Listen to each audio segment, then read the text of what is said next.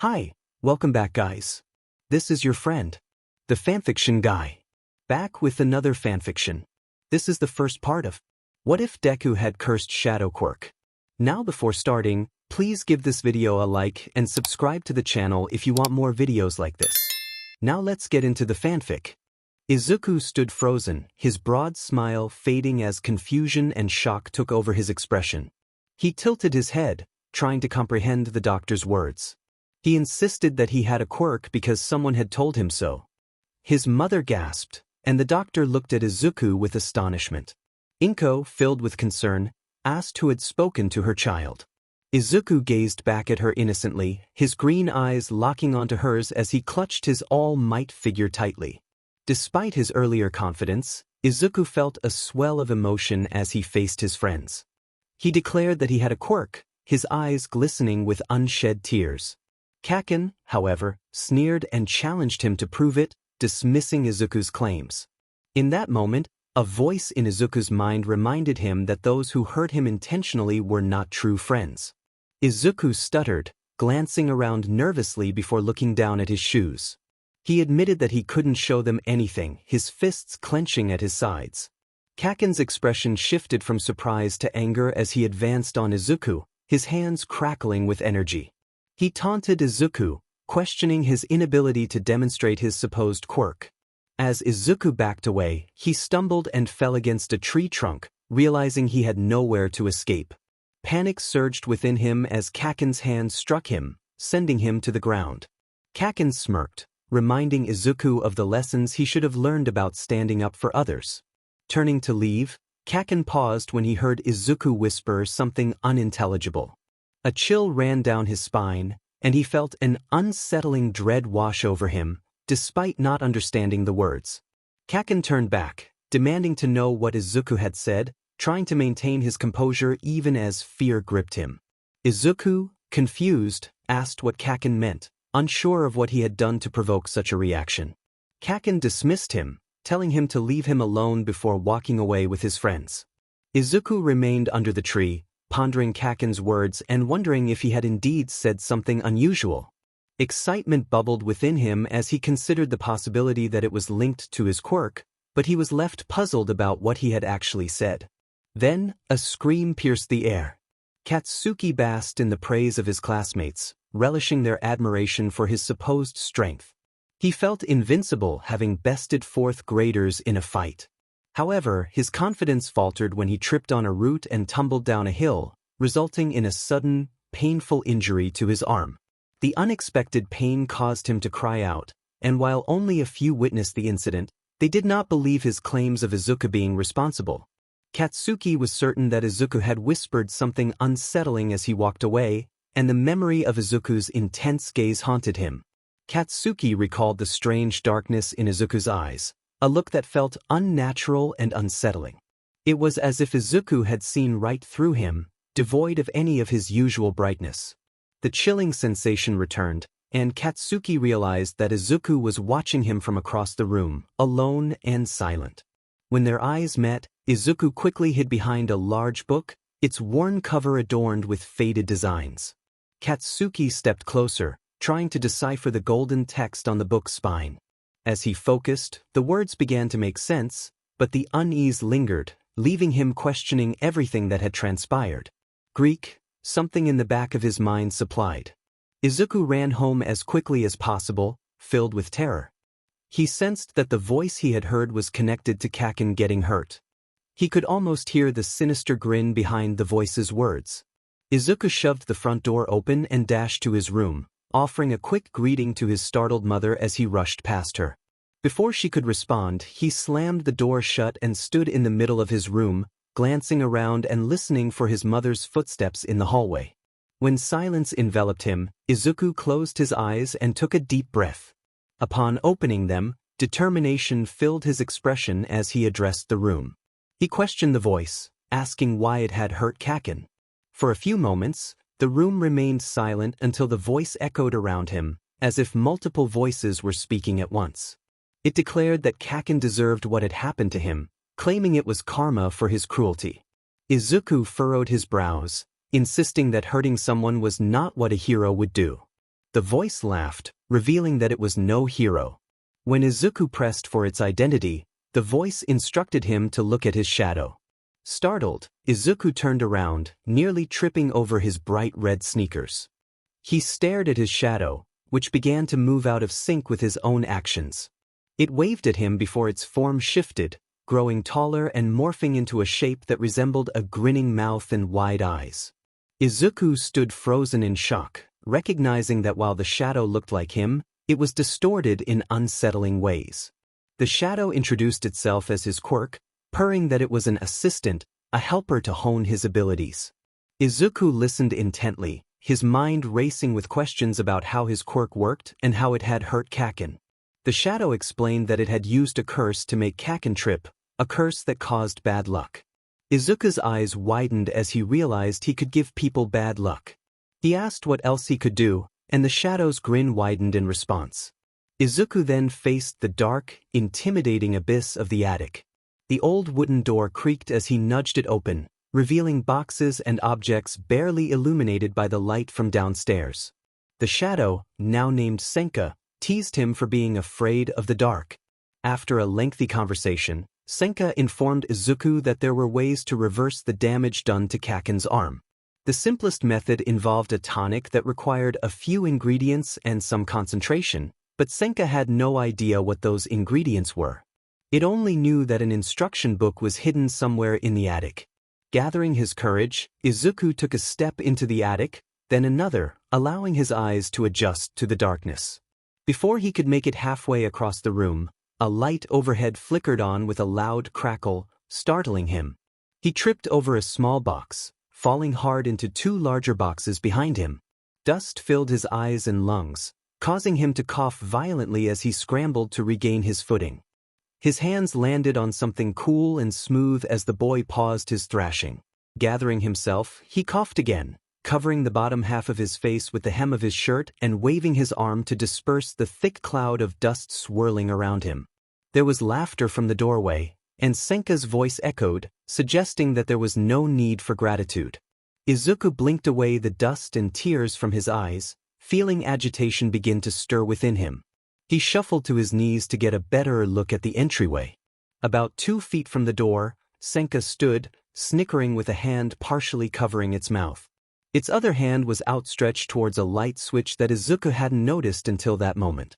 The expression on Izuku's face was one that seemed far too intense for a 5-year-old, even making the great Bakugo Mitsuki herself tremble. Senka, however, only laughed harder. Izuku felt bitterness rise within him as he thought about what he could possibly thank Senka for. The shadow responded with smugness, claiming it had helped him find the book he was holding. Immediately, Izuku's eyes were drawn to the large object gripped tightly in his small fist. A thick hardcover book stared back at him, its gold lettering shimmering in the dim lighting of the attic, contrasting with the worn, dark green leather that bound its yellowing pages. A single, simplistic painted picture of a twisted plant adorned the front cover. Dusting off the cover, he turned the book to examine the spine, which was wrapped in 2 large golden bands, with vine-like patterns curling between them. Despite the leather being cool, the book hummed with a warm, quiet energy that filled him with comfort, making his skin tingle with warmth and power. Izuku closed his eyes and sighed quietly, allowing the agitation he felt towards his shadow to melt away as he focused on the tome in his hands. After a moment of breathing, he moved the book to read the title. The letters were foreign, but he could feel their significance. Senka, having moved closer while he was distracted, revealed the title's meaning. It was in Greek, and Senka explained that it read, "Supernaturals, spells and potions for remedies, cures, and healing." Izuku, intrigued, put the book down and listened as Senka elaborated that this book was not the only useful object in the attic. Nodding, Izuku turned back to the book and attempted to open it, but the front cover remained firmly closed. Each attempt resulted in a painful shock emanating from the tome. Frustrated, he dropped the book back onto the scuffed wood, eyeing it warily. He yelped in pain, questioning why it kept shocking him. Senka explained that he needed to tell the book what he needed and suggested he ask nicely. Despite the oddity of the situation, Izuku chose to trust Senka's words. He grabbed the book by the spine and placed it directly in front of him. Taking a deep breath, he put his hands on his knees and spoke to the book with sincerity, asking for something that could heal Kaken's broken arm. Immediately, the cover swung open, and the book flipped through its pages at a rapid pace. After a few seconds, it stopped on a page in the middle of the volume, filled with notes written in a messy handwriting. Before his eyes, the letters began to shift, transforming into a more familiar language that he could read. Now in mostly kanji, the page revealed its secrets. Izuku carefully followed the instructions for the potion. He boiled water for 30 minutes at the highest temperature, ground comfrey root into a fine powder, and set it aside. He chopped sage and thyme finely, then sliced a quarter of an apple into slivers. Once the water was ready, he added each ingredient one at a time while stirring: allspice, thyme, comfrey powder, sage, and apple. As he stirred for 10 minutes, he recited a chant that he hoped would enhance the potion's effectiveness. Afterward, he let it simmer until it turned a translucent amber color. Izuku felt a mix of frustration and determination as he thought about how complicated his quirk was. He had expected potion making to be easier than it was turning out to be. Later, he approached his mother with a request.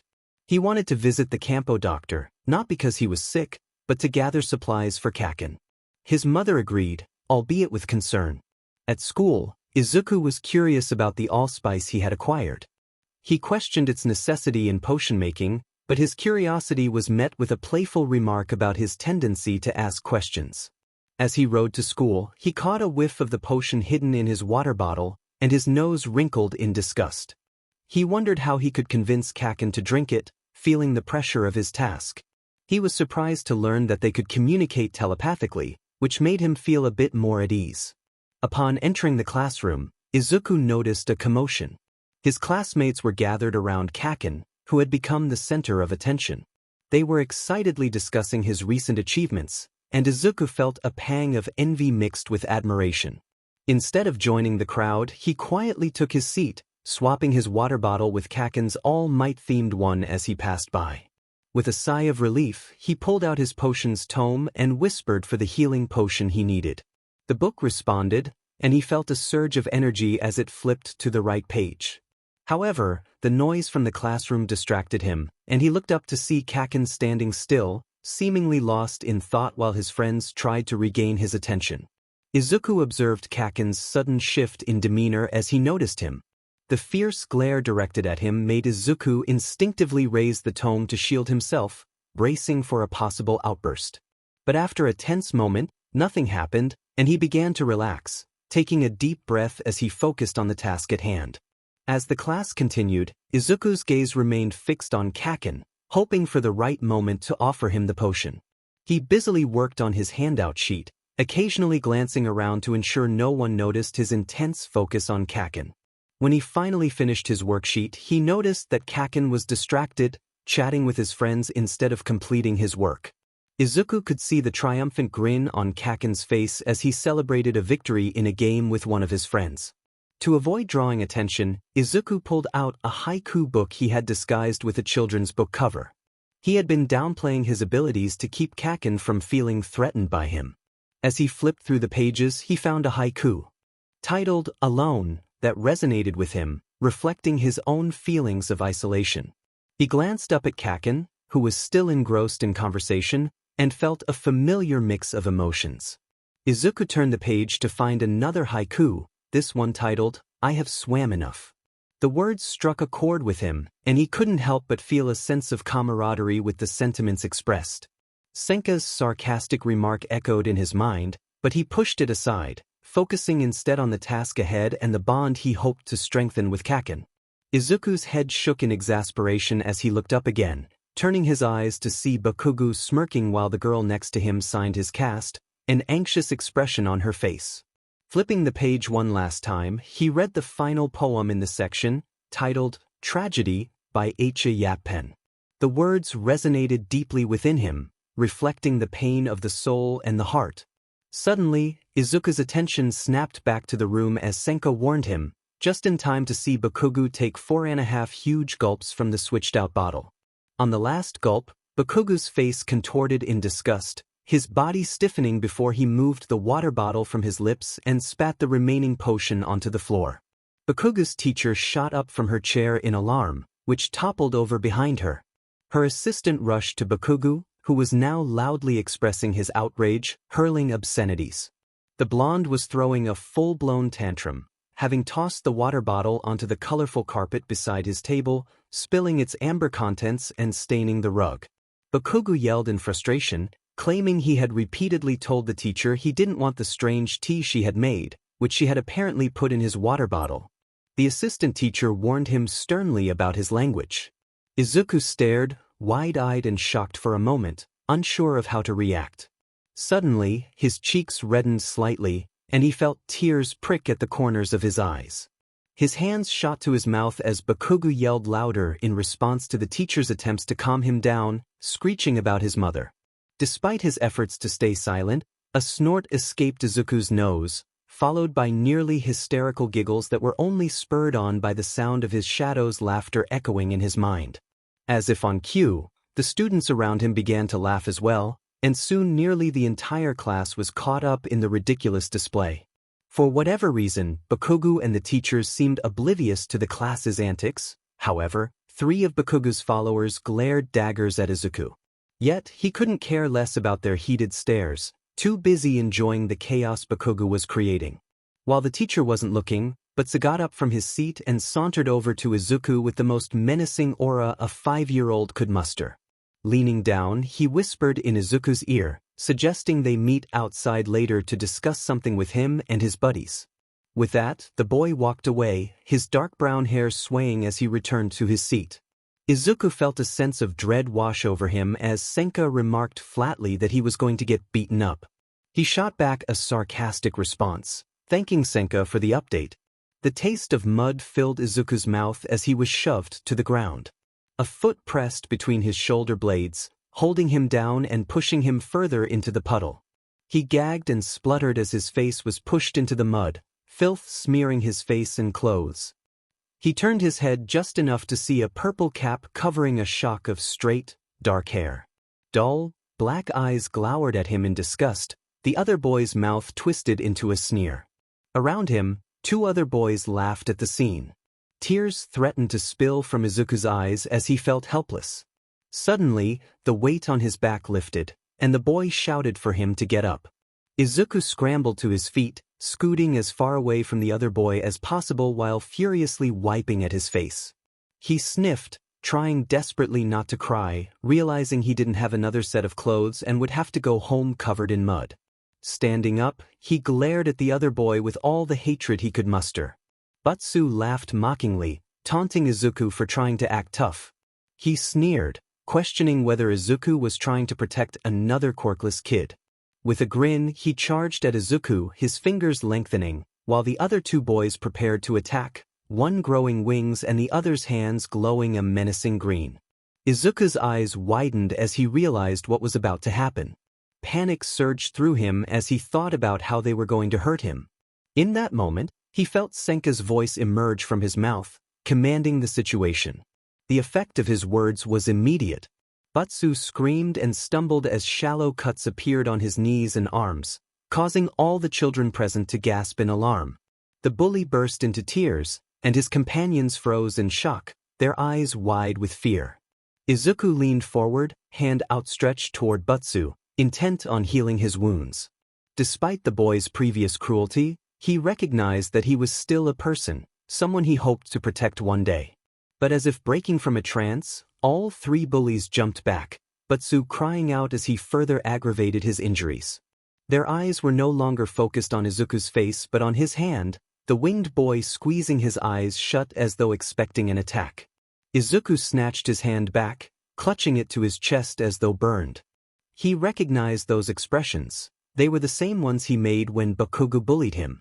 The fear and anticipation of pain mirrored his own experiences. He stuttered an apology, pushing himself shakily into a standing position. His voice trembled as he tried to explain that he hadn't meant to hurt anyone. As he took a step forward, the 3 bullies moved back, fear evident in their eyes. The lanky boy yelled at him to get away, his words garbled slightly by his sobs. At that moment, The backup bullies chose to flee, running away as quickly as possible while screaming in terror.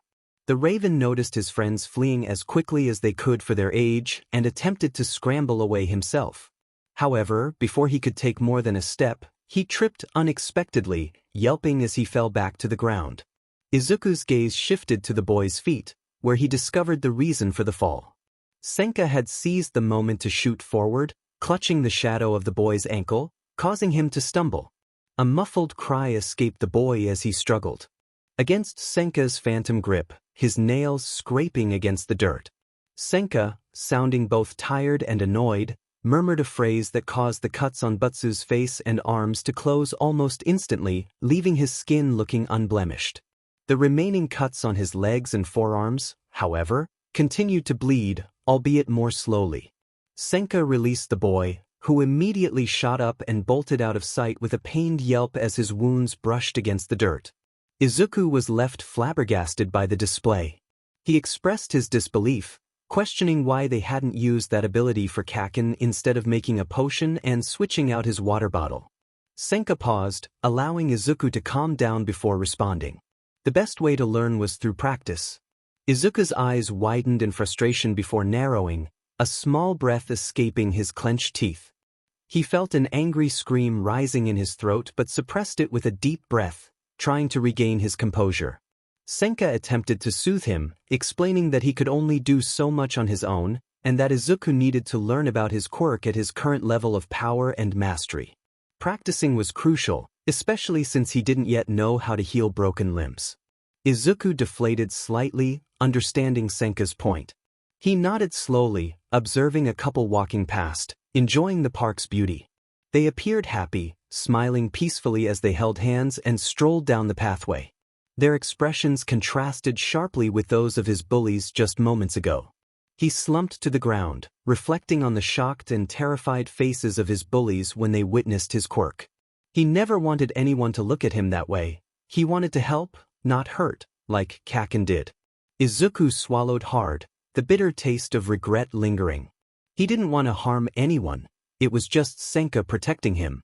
He couldn't let that happen again. If he wanted to become a hero, he had to learn to control that aspect of his quirk.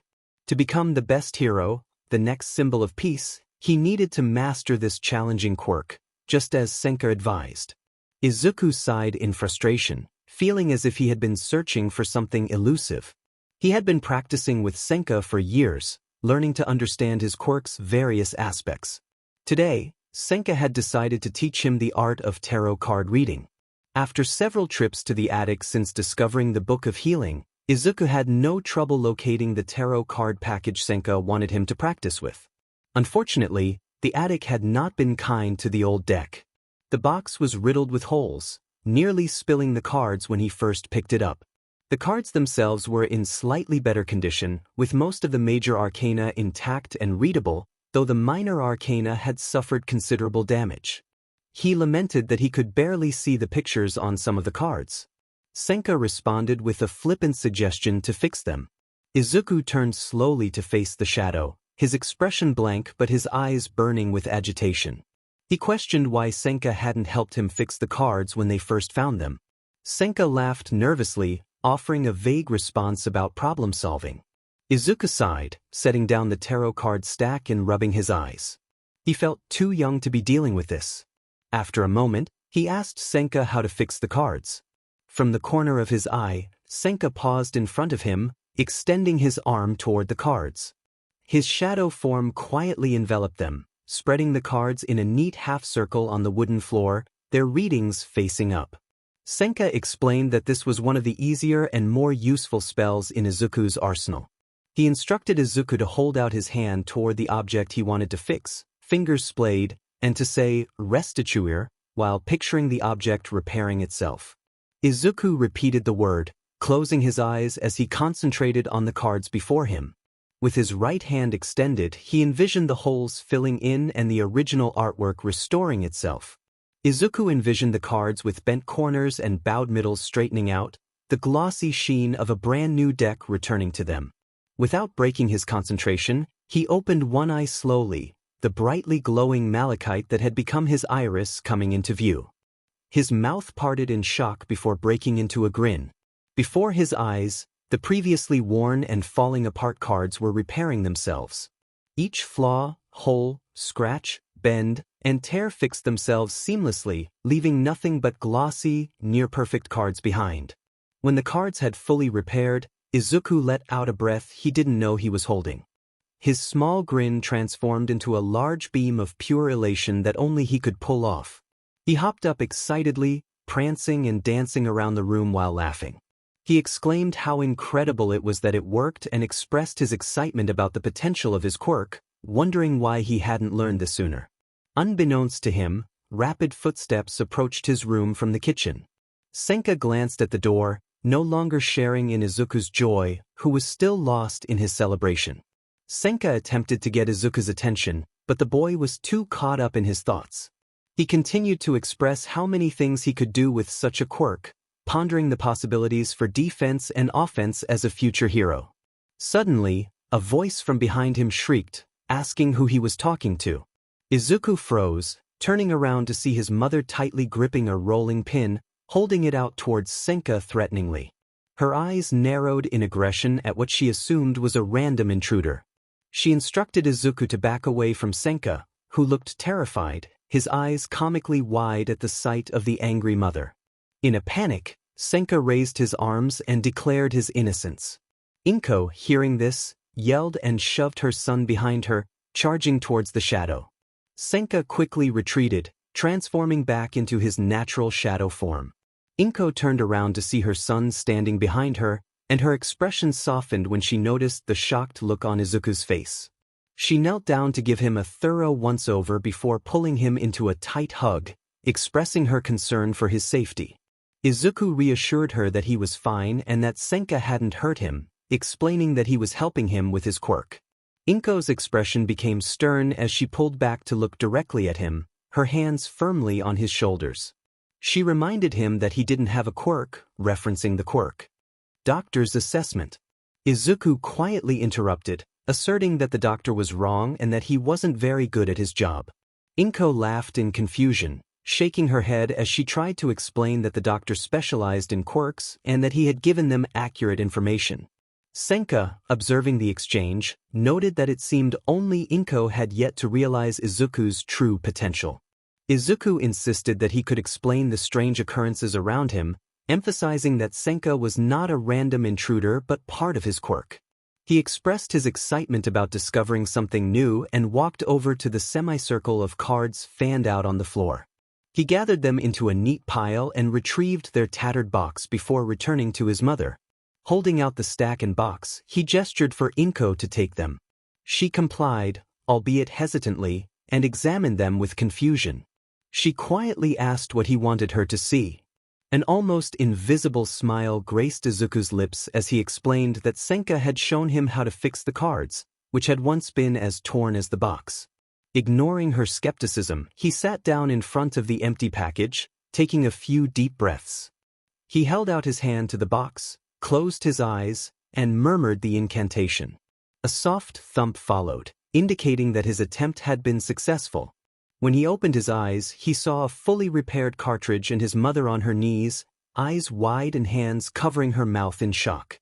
The cards had slipped from her grasp and lay scattered around her.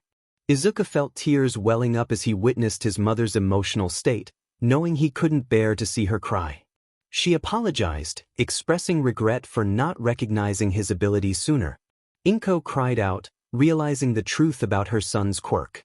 She crawled forward, wrapping her arms tightly around Izuku and resting her head on his shoulder. Izuku's eyes remained fixed on the spot where his mother had been just moments before, tears pooling in his eyes as he processed her words. He turned slightly, burying his face in her soft hair. He stuttered, trying to understand, Dad's quirk? I have Dad's quirk? Didn't he have fire breathing? Izuku struggled to control his tears as his mother cried. For his entire life, Izuku had believed that his father's quirk was fire breathing. Having never met his father, he accepted it as truth. Now, he was confronted with the possibility that this was a lie. One of the most significant things he knew about his father might not be real. A whirlwind of emotions surged through him, too fast for him to fully grasp. "I'm sorry, Izuku," Inko whispered, rubbing small circles on his back with her thumb. "I didn't think it would be a good idea to tell you." Confusion flooded Izuku as he pushed away the emotions he had just felt. "Why?" he asked. Inko pulled away from the hug, her glassy eyes searching his face. "Please," she croaked, her throat rough from crying. "Don't use your quirk in front of anyone." Her hands gripped his shoulders tightly, almost painfully, as if she was unaware of her own strength. "But why, Mom?" Izuku whispered. Inko's eyes focused slightly at his question, her green eyes dimming. "Someone might recognize it. Just please don't, Izuku. You don't want them associating you with your father." Izuku was left stunned and silent. He understood what his mother was implying. His father was a villain. He didn't want to believe it, but it was the only explanation. His quirk was a villain's quirk. He could never become a hero like this. Just as his mother said, if anyone made the connection, he could be thrown into jail or worse. What if they already knew he was related to his father? What if they were just waiting to take him away? Would he end up in Tartarus? Would heroes be after him? "Izuku, please calm down. You're mumbling," his mother said, shaking him lightly from his anxious stupor. "No one's coming after you. Just avoid using your quirk. You can become a hero, even with a quirk like yours." His wide eyes glistened as he listened to his mother say the 5 words he had longed to hear since the day he was diagnosed as quirkless. He could hardly believe it. I can? But how?" he started, but his mother interrupted, her determination shining through. "We'll figure it out together, okay?" she asserted, her eyes filled with resolve. "But first," she said, grabbing his wrist and showing him his own arm, which was thin and frail. "You're going to have to add on a few more pounds before we start."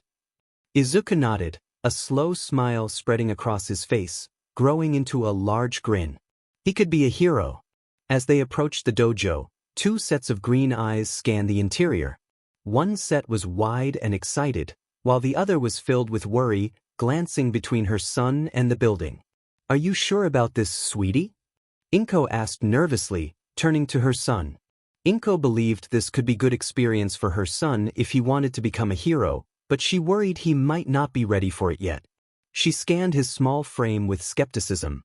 He was small for a 10-year-old, barely reaching her chest, and uncomfortably thin. No matter how much she fed him, he remained frail-looking. Izuku spent the day eating, emptying the kitchen so quickly that Inko had to make multiple trips to the store each week. Despite his chubby cheeks, he had little body fat and barely any muscle. Inko knew his quirk consumed everything she gave him, but that didn't stop her from worrying about his health. At this point, Inko felt uncertain about what to do. She doubted he would get very far in a dojo known for its rigorous training. The exertion required for martial arts might discourage him quickly. Inside, several people looked strong enough to overpower both her and her son. One of them noticed them and smiled, standing up from behind the bamboo and would counter. The blond man approached, his polite smile widening as he spoke. "Welcome to the Monkitaru Dojo. You can call me Jobu, the head instructor and owner of this dojo. What can I do for you, miss?" Inko hesitated before responding. "Well, Izuku, my son would like to learn different types of martial arts." A grin spread across Izuku's face as he piped up excitedly, "I want to be a hero." Amusement flickered across Jobu's face as he chuckled softly, shaking his head at Izuku's enthusiasm. "All right then," he said, leaning over the counter to get a better look at Izuku. "What kind of fighting styles do you want to learn, Izuku-kun? We have judo, taekwondo, jujitsu, aikido, kung fu, basic karate." Paused after each style, giving Izuku a chance to respond. Inko turned to her son, who was watching Jobu with unfocused eyes, seemingly looking through him rather than at him. Izuku's eyes came into focus after a few moments, brightening with excitement as a smile spread across his face. He paused for a moment, his expression turning playful as he looked the instructor in the eye, tilting his head to the side, and asked if he could learn everything. The instructor let out a short laugh, his tail swishing behind him as he turned to Inko.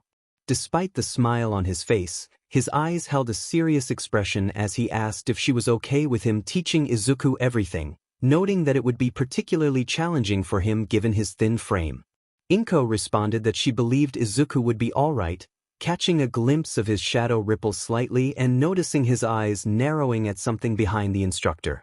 She reassured him that he was stronger than he appeared. Nodding, the instructor explained the training and regimen that would take place at the dojo, detailing everything her son was set to learn. With each sentence, Izuku's excitement grew, and he bounced slightly on the ball of his feet, his wide eyes fixed on his new instructor. After completing the payment and establishing a schedule, the instructor stepped out from behind the desk and offered his hand to Izuku. Without hesitation, Izuku took it and was led to one of the shoji doors. The instructor turned to Inko, informing her that they would be in there for 2 hours before sliding the door open and stepping inside with Izuku. Curious, Inko asked what he would teach Izuku first. The instructor's head appeared from the doorway, a mischievous grin on his face as he replied that he would teach the art of self-defense. Izuku quickened his pace as the padding of footsteps behind him grew louder. Every minute or so, a new set of feet joined the collective noise. He turned into the nearest alley, crossing over to the next street, but the footsteps behind him nearly doubled. He wished for nothing more than to get home and wondered why they wouldn't leave him alone. The people on the street didn't even glance at him as he rushed past, simply continuing on their way. As he navigated through the streets, he felt increasingly uneasy, weaving around groups of people as he approached his destination. The lush green of Katsura trees came into view, prompting him to shift into a light jog. He entered the park, opting for a small clearing in the center instead of his childhood playground, moving through the bushes while still hearing the rustling of branches behind him. Spinning around to face the crowd that had gathered, he stumbled into the thick grass and sighed in relief and exasperation as he saw nearly 12 stray cats trotting happily toward him. He groaned, wondering why they always followed him whenever he went out, and began to slide the first cat that reached him. The large black tabby purred contentedly as it nuzzled into his hand, gazing up at him with large orange eyes. Izuku shook his head, shifting his backpack off his shoulder. He pulled open the zipper of the largest compartment, retrieving a bag of cat treats and settling into a more comfortable cross-legged position. He opened the bag and started handing out treats to each cat. He offered a fish-shaped treat to the black cat in front of him, who gratefully accepted it from his palm. A star-shaped treat went to a thin, gray cat to his right, and he scratched under the chin of a beautiful black and white tabby before giving it a treat as well. Each cat received several treats and gentle strokes before Izuku noticed he only had about 3 treats left. He looked around at the contented piles of fur lounging around him. Murmuring jokingly to himself about anyone else not getting a treat, he closed his eyes and shook his head, preparing to return the bag of treats to his backpack when a loud, high-pitched mewl jolted him from his relaxed position. The tabby cat sprawled across his lap jumped and hissed quietly in agitation, turning to look at him with narrowed eyes and swiping at his uniform pants. He reassured the cat to calm down while scanning the piles of fur to find the source of the cry. He heard a voice in his mind guiding him to look in a specific direction. As he did, he continued to pet the cat in his lap to soothe her. Underneath a long-haired, cream-colored cat, a small, darker form struggled to emerge. A tiny, pitch-black kitten appeared from the fur, shaking its body and meowing softly. Its large eyes met Izuku's, and he felt a wave of affection wash over him. One eye was dark blue, while the other was a pale green, both striking against its dark fur. Despite its fluffy appearance, it was clear the kitten was a bit underweight for its size. The kitten stumbled forward a few steps before tripping and landing on its chest, its hind legs flailing as it tried to regain its balance. Izuku blinked in surprise for a moment before carefully scooting forward, mindful of the cat in his lap, and gently scooping up the kitten. It was incredibly small, barely larger than his 12-year-old hands. He could feel the kitten's ribcage and spine through its fur, a clear sign of its malnourishment. He took the remaining 3 treats and presented them to the kitten one by one, stroking its head softly between each treat. After setting the black kitten down on the grass to his left, he turned to put the empty bag of treats back in his bag. However, a surprised yowl made him jerk his head back to where he had placed the kitten, only to find it missing. His first instinct was to look at the large furry cat on his lap, who was now shifting her body so that their stomachs touched as she stared at him with wide eyes. The larger cat had the kitten trapped in her paws, and it struggled to escape her grip.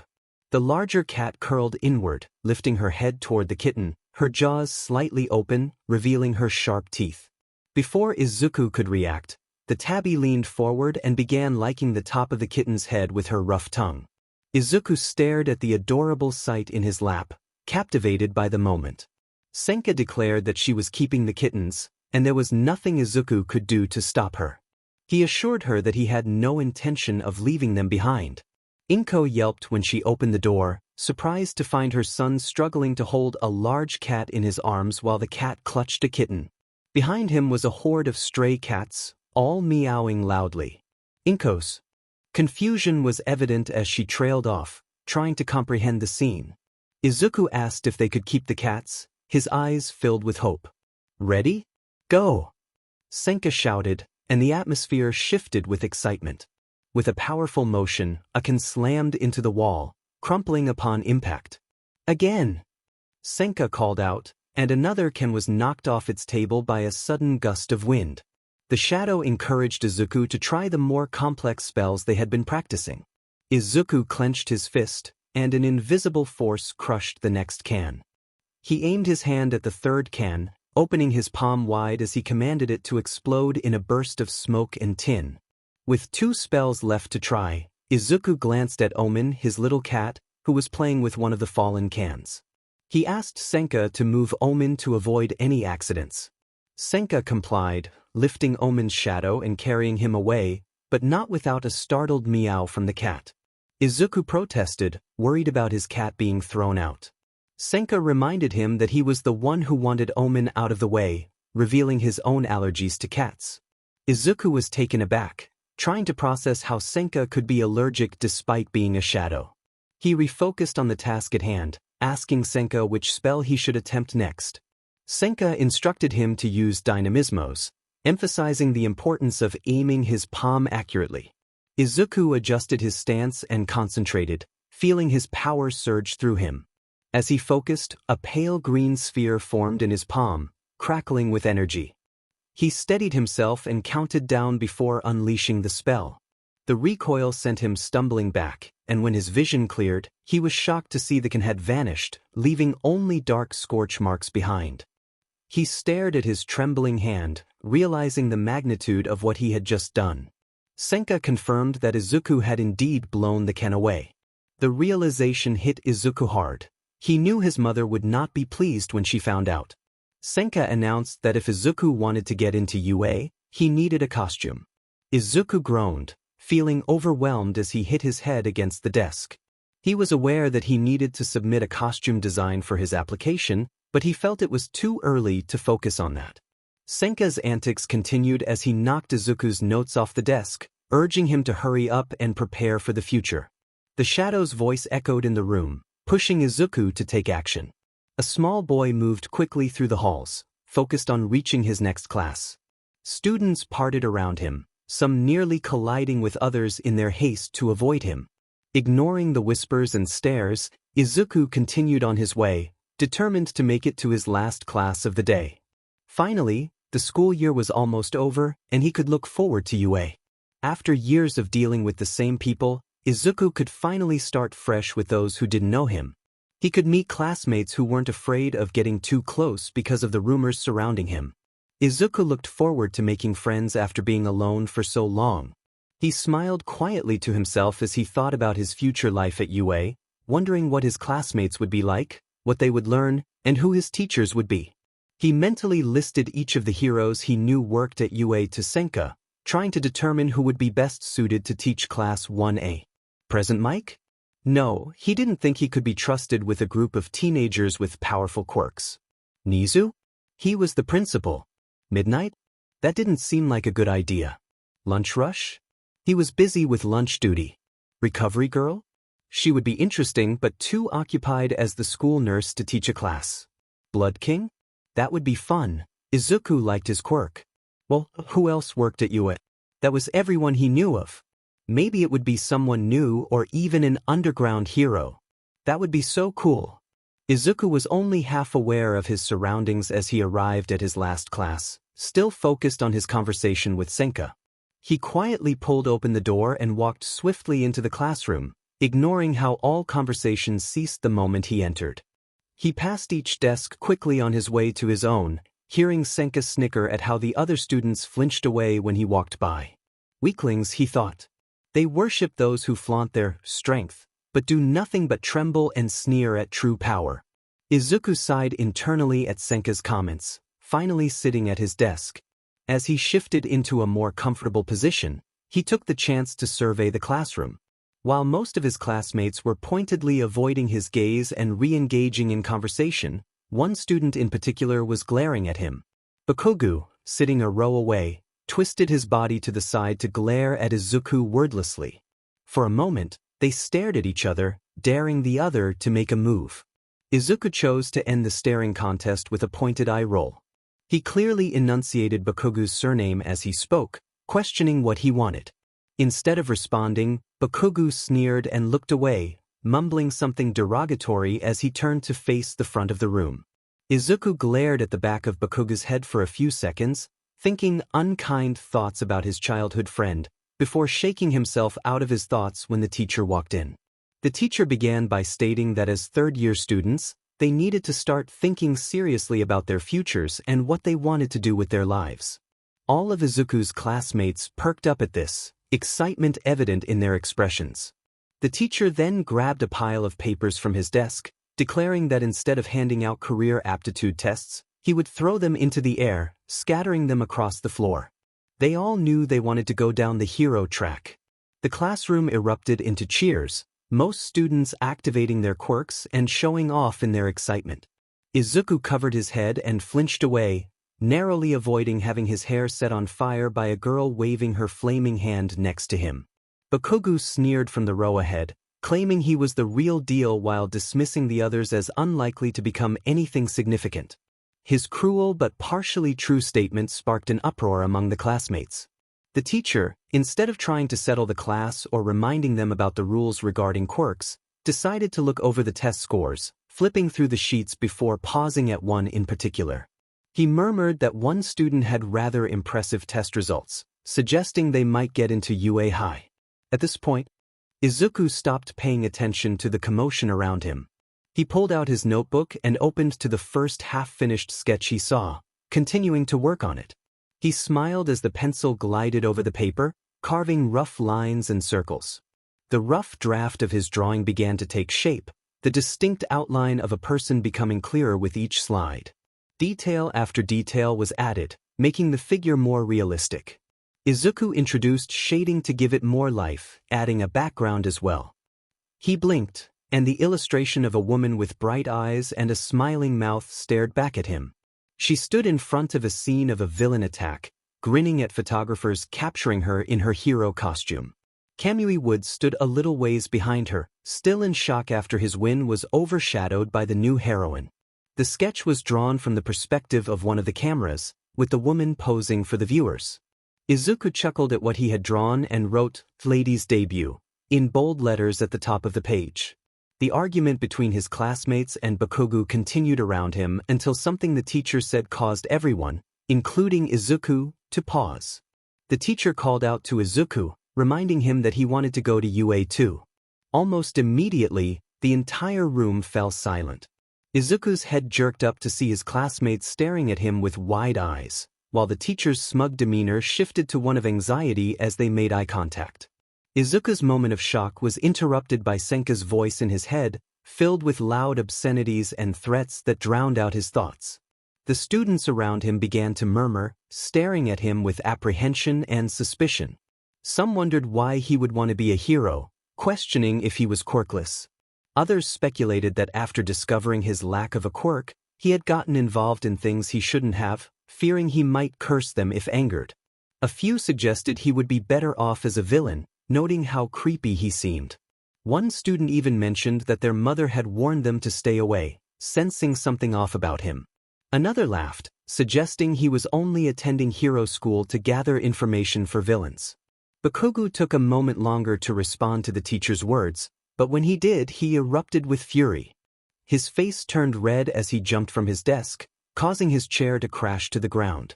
Bakugo stormed over to Izuku's desk, a furious snarl on his face.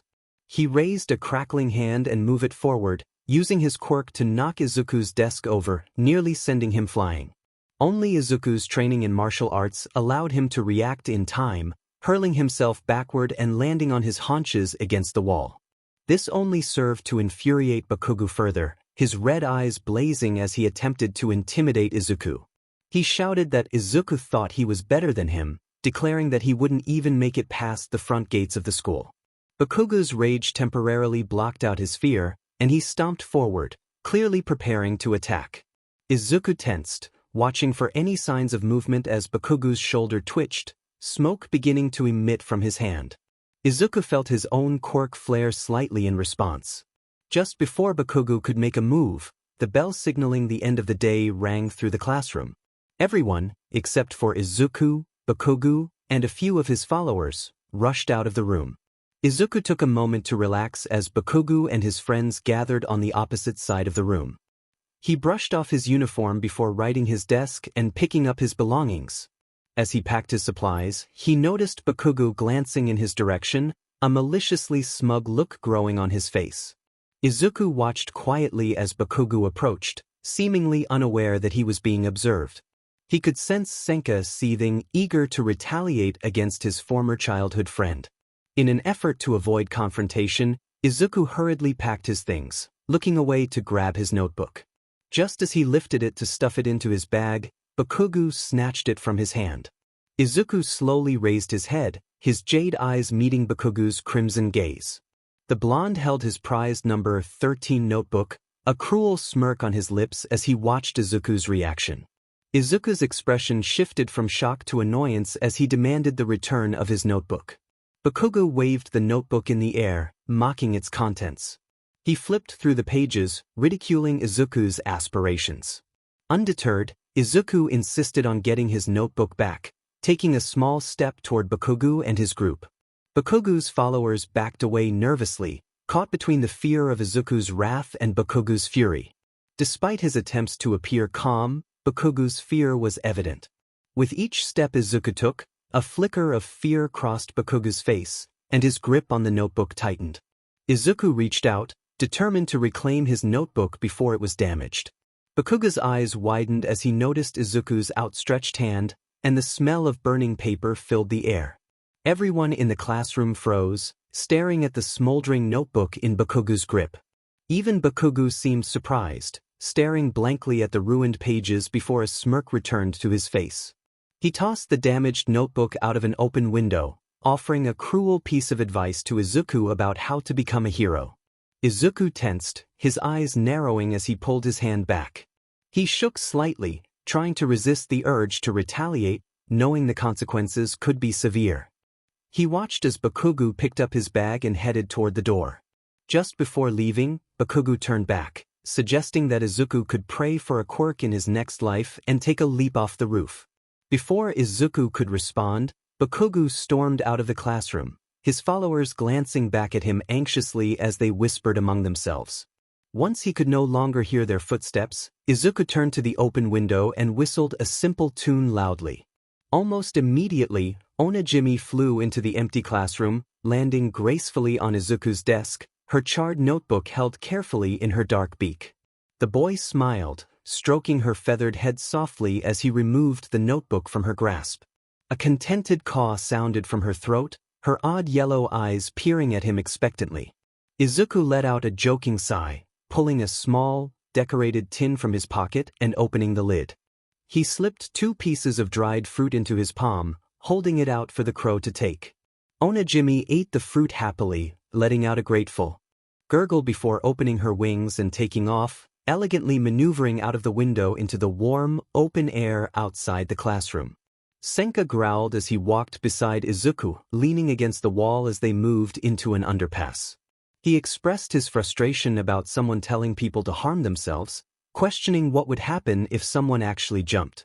Izuku asserted that the person would probably be relieved, but that it didn't matter because he was determined to become a hero, raising his fist into the air. Senka stared at him, amused by his choice of words, laughing as his wide grin echoed through the underpass. Izuku opened his mouth to retort but suddenly stiffened as an alarm went off in his mind, sensing that something was wrong. Without thinking, he began to run as quickly as possible to the other side of the underpass. The sewer manhole he had been standing over flew into the air, slamming into the concrete arch overhead as a green, slimy mass emerged into the street. Two yellow, bulging eyes surfaced from the goo, floating grotesquely before locking onto Izuku. A mouth appeared a moment later, grinning maliciously from within the villain's gooey mass. Izuku's pupils dilated in fear as grotesque tendrils of slime erupted from the villain's body and shot towards him. He felt the slime engulf the bottom half of his body in seconds, lifting him into the air and holding his arms tightly to his midsection as it slid over his mouth and nose, making it impossible to breathe.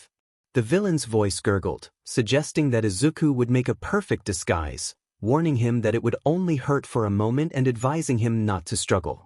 Izuku choked, tears welling in his eyes as the sludge pried open his jaws, filling his mouth and throat.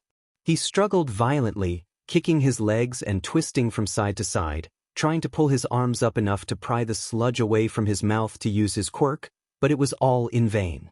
His feet simply passed through the villain's body, and while he managed to pull his arms away, every attempt to remove the sludge from his face was met with more sludge taking its place. Black spots began to fill his vision, and a quiet buzzing filled his ears. He could vaguely hear Senka yelling something, but it felt distant and muffled. He thought to himself that he was dying, losing strength in his limbs, and that he would never become a hero. As he blacked out completely, he heard a crash behind him and a quiet curse from the villain. Suddenly, the villain screamed, and Izuku could breathe again. He opened his bleary eyes just before hitting the ground, squinting against the bright light of the setting sun. A tall, muscled figure stood before him, casting a large shadow over his body.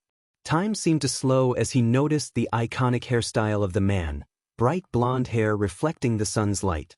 The hero's large grin revealed glittering teeth, contrasting with the shadows and sharp angles of his face. Izuku's eyes widened slightly, and just before he blacked out, he heard the hero's reassuring words. Izuku felt someone hit his face, waking him up. As he groggily opened his eyes, he squinted against the bright sun. A large, blurry shadow blocked most of the light, evidently the person trying to wake him. The hero's smiling face and blonde hair filled his vision. All Might stood upright, moving quickly as Izuku scooted backward in shock. The hero expressed relief that Izuku was awake, commenting on how he seemed to be doing all right. Izuku stared in awe at the number one hero, the symbol of peace, who had just saved him. All Might apologized for getting Izuku caught up in his actions, explaining that navigating the city's sewer system was quite challenging. Izuku continued to stare, trying to respond but ending up babbling incoherently. The hero held up 2 soda bottles filled with a dark green liquid, one containing 2 large, yellowed eyes floating within it.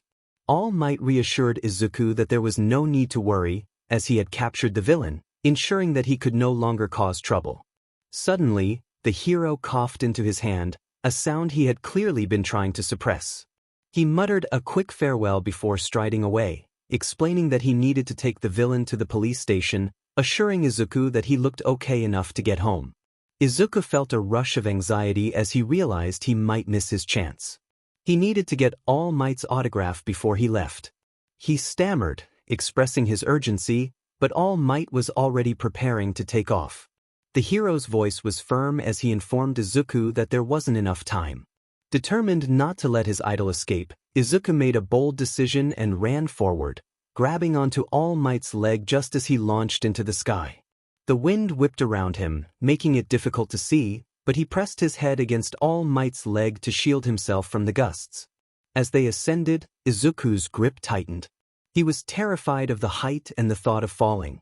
Suddenly, a large hand pushed against him, trying to dislodge him. Panic surged through him as he shouted that he would be in serious danger if he fell from such a height. The hero paused, realizing the gravity of the situation, and quickly adjusted their trajectory, aiming for a nearby rooftop. The landing was surprisingly gentle despite their rapid descent. Izuku stumbled onto the rooftop, his legs feeling weak. He shook off the shock, trying to regain his composure. When he turned to face All Might, he found the hero gazing out over the city. All Might remarked that Izuku's actions hadn't been very wise. He took a step toward the edge, preparing to leave. Izuku's heart raced as he reached out, desperate to ask his question before All Might could go. All Might insisted he didn't have time, and Izuku's realization hit him hard. He was alone on a rooftop after a close call with danger, and if he didn't ask now, he might never get another chance. Despite his doubts, Izuku felt compelled to voice his desire. He asked if it was possible to become a hero without a quirk. All Might paused, considering the weight of the question. Izuku continued, sharing his struggles. He explained how his classmates doubted him and how some even bullied him for wanting to pursue a heroic path. He felt the weight of their negativity but still yearned to be someone others could look up to. With determination, he declared his aspiration to be a hero just like All Might. But as he looked up, the scene shifted dramatically. Instead of All Might, he saw a tall, thin figure surrounded by swirling smoke, blood trickling from his lips. The man's sunken eyes locked onto Izuku's, and they both stood frozen in shock. Izuku's mind raced, trying to comprehend the unexpected turn of events. His surprise was palpable as he exclaimed in disbelief. Meanwhile, Katsuki's frustration grew as he listened to his classmates' chatter behind him. Annoyed, he kicked a soda bottle into an alley, releasing some of his pent-up energy. One of his peers suggested heading to a new arcade, but Katsuki remained indifferent, taking a sip from his drink. Another classmate proposed visiting a club downtown, but Katsuki's expression twisted in disgust. He was adamant that such reckless behavior would jeopardize his future at UA. With a dismissive attitude, he turned and led his friends into an alley, taking a shortcut to a fast food restaurant he had discovered long ago. Distantly, Katsuki heard someone behind him murmur about his reputation, suggesting it was the reason he avoided seeking out attractive company. Before the person could finish, Katsuki spun around, his quirk igniting in his palms. He glared at the individual, demanding to know what they meant. The person appeared surprised that Katsuki had overheard, their expression a mix of confusion and anxiety. They stuttered, suggesting that if Katsuki truly cared about his reputation, he wouldn't constantly provoke others, especially a particular individual. Katsuki's eyes narrowed, flames flickering ominously behind them. With a sharp smile that hinted at danger, Katsuki questioned why he would want to associate with those he deemed useless. The other person fumbled for words, trying to explain that Katsuki seemed to enjoy bothering a specific individual and had never shown interest in anyone else. Katsuki stepped closer, demanding clarification. His lackeys watched him with wide eyes, clearly tense as he spoke, hands raised in a gesture that seemed to plead for mercy. Katsuki found their reactions amusing, his right hand crackling with energy. As the two began to back away slowly, Katsuki's expression shifted to confusion when he noticed they were no longer looking at him but rather something behind him. One of them shouted in alarm, pointing at an ominous figure lurking in the shadows. The other turned to flee, his shoes slipping on the wet ground as he hurried out of the alley. A chilling laugh echoed behind Katsuki, and he felt a shadow loom over him. Turning his head, he met the gaze of a villain with glowing red eyes, surrounded by a grotesque substance. The foul stench assaulted his senses, and he felt a wave of nausea. The villain grinned maliciously, revealing crooked teeth. Katsuki barely had time to react before he was enveloped by the villain's quirk. Izuku could hear Senka screech as he himself released a yell of shock. He exclaimed in disbelief at the sight before him, watching as blood spilled from the mouth of the strange man, who was apparently All Might. Izuku's expression twisted in discomfort as he looked between All Might's hand and mouth, struggling to process the scene. He questioned the shadow in his mind, covering his grimacing face with one hand. Senka confirmed that both individuals shared an aura of righteousness and duty. All Might groaned, urging Izuku to calm down, as he leaned against the roof's ledge. He attempted to explain his situation, but more blood oozed from his mouth, dripping onto the concrete. Izuku, still in disbelief, mumbled to himself, trying to convince himself that this was all a dream. All Might sighed, ignoring the comment directed at him, and lifted his shirt to reveal a disturbing scar. The discolored tissue surrounding it told a story of past battles. The jagged lines of the scar indicated it had not healed properly, and Izuku could see signs of malnourishment on the hero's face and body. All Might chuckled darkly, sharing that he received the scar from a significant fight with a villain 5 years ago. He explained that the encounter had left him unable to fight for long periods, revealing the toll it had taken on him. Izuku's mind raced as he connected the dots, recalling a fight he had studied. He looked up at All Might for confirmation, who acknowledged his knowledge with a laugh. However, All Might clarified that the scar was from a different battle, one that had been kept secret. He admitted that sometimes, a villain could be too powerful, requiring a strong quirk to combat them. Izuku felt Senka's emotions swirling in his mind, a mix of apprehension and animosity rising within him. He struggled to contain the words that threatened to escape, feeling the weight of the situation pressing down on him. All Might remained unaware of Izuku's internal conflict, simply stating that the reality was more complex than it seemed. "I don't believe a person can become a hero without a quirk that suits them," a voice declared, and unexpectedly, those words escaped from Izuku's mouth. Izuku felt a wave of anger wash over him, his fist clenching tightly as he shared in Senka's frustration. He could hear himself yell, his voice echoing with a distortion reminiscent of Senka's. All Might looked taken aback, clearly surprised that a young boy would confront him, the #1 hero. Izuku's voice rose in intensity as he expressed his disbelief at All Might's words, emphasizing the weight of his disappointment.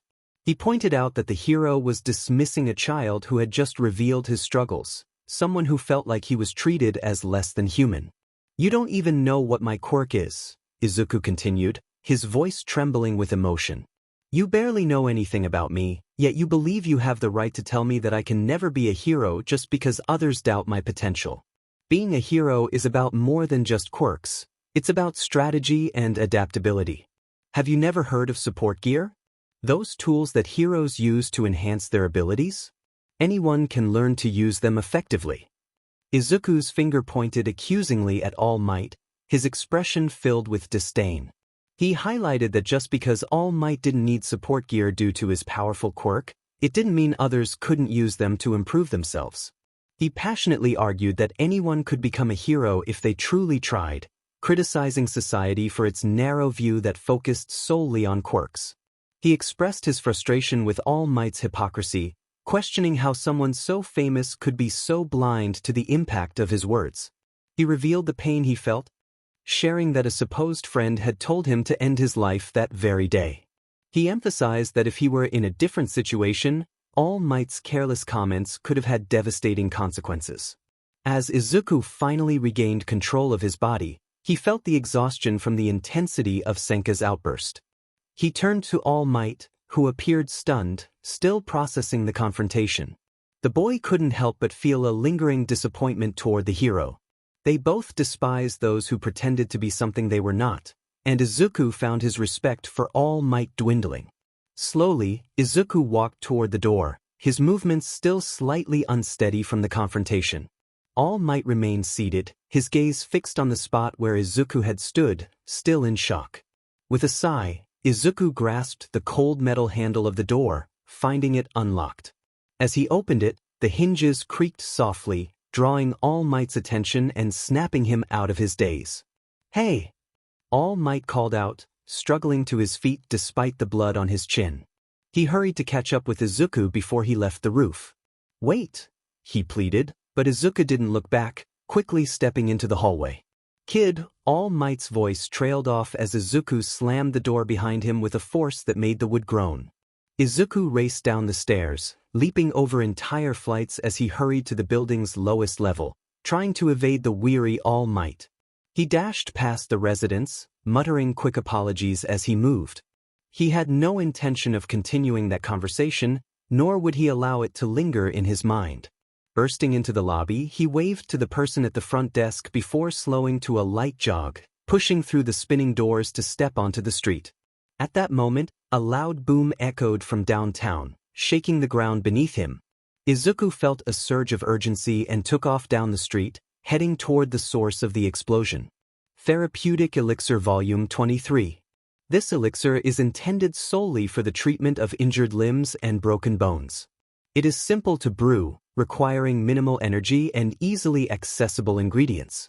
Warning: effects may be delayed for up to 1 hour after consumption. The healing process can take between 3 to 6 hours, depending on the severity of the injury. Ingredients: comfrey root, yellow sage, allspice, apple,